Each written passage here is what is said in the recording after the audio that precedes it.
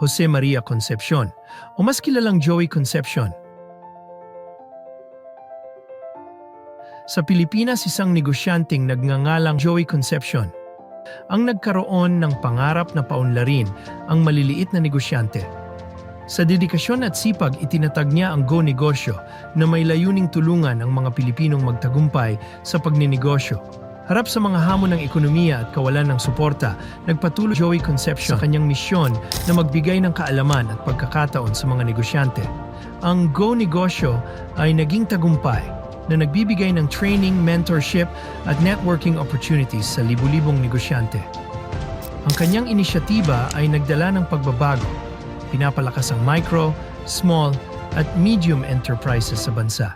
Higit pa sa negosyo, si Joey Concepcion ay aktibo sa mga proyektong pangkomunidad, sumusuporta sa edukasyon at healthcare para sa mga nangangailangan. Ngayon, kilala si Joey Concepcion bilang isang bayani ng entrepreneurship na nagbigay inspirasyon at pag-asa sa maraming Pilipino. Jose Maria Concepcion, o mas kilalang Joey Concepcion, isang tagapagtaguyod ng negosyo at pag-angat ng buhay.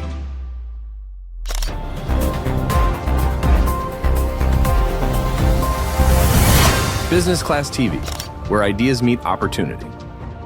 For more updates, please follow all social media of Business Class TV.